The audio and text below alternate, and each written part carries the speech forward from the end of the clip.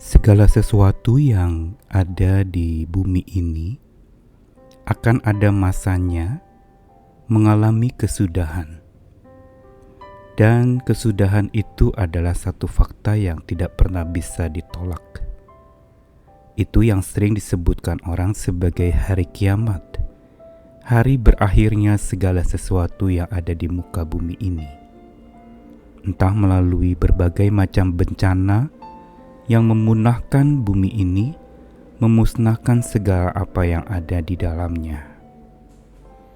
Dan kitab suci mengatakan bahwa kesudahan segala sesuatu sudah dekat. Begitu pula apa yang ada di bumi ini semua akan berlalu, hilang lenyap, tak berbekas, musnah punah, tak akan ada lagi. Dan itu juga adalah sebuah fakta yang tak pernah bisa kita tolak. Tetapi kitab suci bukan saja memberitahukan kepada kita bahwa kesudahan segala sesuatu sudah dekat dan bahwa semua hal yang ada di bumi ini akan berlalu. Tetapi kitab suci juga mengajarkan dengan perspektif iman yang harusnya dipertajam dalam diri setiap orang percaya, bahwa saat kesudahan segala sesuatu sudah dekat, maka dekatkanlah diri pada sosok yang tak pernah berkesudahan, yaitu Tuhan.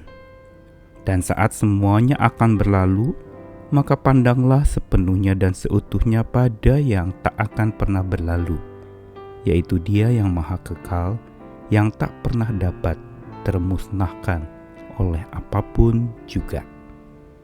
Saya Nikolas Kurniawan menyapa kita lagi hari ini melalui sabda Tuhan yang menyapa kita semuanya dari Ratapan pasal 3 ayat yang ke-22. Tak berkesudahan kasih setia Tuhan, tak habis-habisnya rahmat-Nya. Lalu dari Matius 24 ayat 35, langit dan bumi akan berlalu, tetapi perkataanku tidak akan berlalu. Dua ayat firman Tuhan yang dari kitab Ratapan dan Matius ini masing-masing berlatar belakang hal yang unik. Ratapan seperti yang kita ketahui ditulis oleh seorang Nabi Yeremia dalam ratapannya atas bangsa yang menderita dan hidupnya yang sangat berat tekanan menimpa diri, sehingga dia meratap senantiasa kepada Tuhan. Di tengah-tengah ratapan itu, dia memahami bahwa kesudahan hidupnya itu sudah dekat. Segala sesuatu kehancuran itu sudah di ambang pintu, dan dia tidak dapat lagi untuk melakukan segala macam upaya dengan kekuatan dirinya sendiri, selain mengeluh dan mengaduh kepada Tuhan. Dalam ratap dan harap yang hanya kepada Tuhan dia andalkan, dan dia harapkan menjadi kekuatan buat hidupnya. Karenanya di dalam ayat yang sudah terkenal tak berkesudahan kasih setia Tuhan, ini merupakan harapannya, sekaligus keyakinan imannya, tidak habis-habisnya rahmat-Nya. Kekuatan Yeremia adalah pada saat dia berhadapan dengan kesudahan segala sesuatu yang sudah dekat itu. Dia justru mencari-cari di tengah-tengah hal yang akan berkesudahan itu. Dia merindukan dan mencari apa yang tidak akan berkesudahan. Dan yang dia temukan satu-satunya adalah kasih setia Tuhan, yang menjadi andalan dan penghiburannya, kekuatannya, dan yang memampukan dia untuk menapaki hari-hari yang penuh dengan ratapan, yang penuh dengan keluhan, yang penuh dengan kesusahan. Begitu pula ketika kita berhadapan dengan kesudahan itu akan tiba, bukankah hati juga kita mengalami kesusahan? Sama seperti Yeremia. Pada saat itu, temukanlah yang tak pernah berkesudahan di dalam hidup kita. Lalu kemudian di dalam Matius pasal yang ke-24, ayat-ayat ini merupakan bagian dari khotbah akhir zaman oleh Yesus, yang ingin mengingatkan orang-orang pada waktu itu tentang hari kiamat, tentang kedatangan Tuhan yang kedua kali.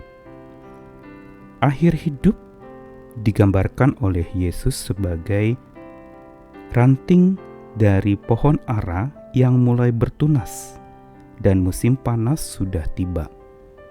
Yesus justru memaparkan akhir dari sesuatu justru bukan sesuatu yang mengerikan dan menyusahkan, tapi memasuki musim panas di mana pohon ara akan bertunas kembali dan justru menunjukkan satu harapan yang indah. Dan ini menjadi kekuatan sambil Yesus mengatakan langit dan bumi akan berlalu, tapi perkataanku tidak akan berlalu. Kembali seperti yang Yeremia alami orang-orang pada waktu itu ketika Yesus memberitakan tentang perkataan yang tak pernah berlalu, sekalipun segala sesuatu bumi dan langit akan berlalu, ini memberikan pengharapan. Tuhan menjaminkan bahwa perkataannya itulah yang tidak pernah akan habis.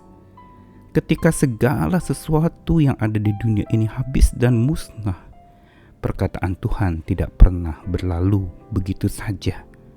Semua akan menggenapi janjinya.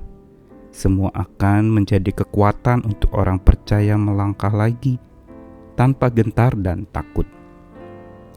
Dua bagian ayat firman Tuhan ini ingin mengajarkan kepada kita untuk mempunyai mata iman yang akan membentuk perspektif iman kita dalam melihat segala sesuatu.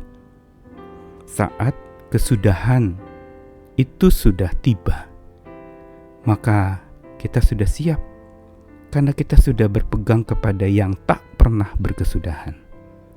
Saat segala sesuatu yang kita mimpikan itu sudah berlalu, segala kejayaan dan kekayaan kita itu habis berlalu, musnah dan punah, kita akan menjadi sosok yang tetap tegar karena kita sudah disiapkan untuk memandang terlebih dahulu kepada yang tak akan pernah berlalu, yaitu yang dikatakan firman Tuhan. Kasih Tuhan dan perkataan Tuhan, dua inilah yang kekal. Kasih itu abadi.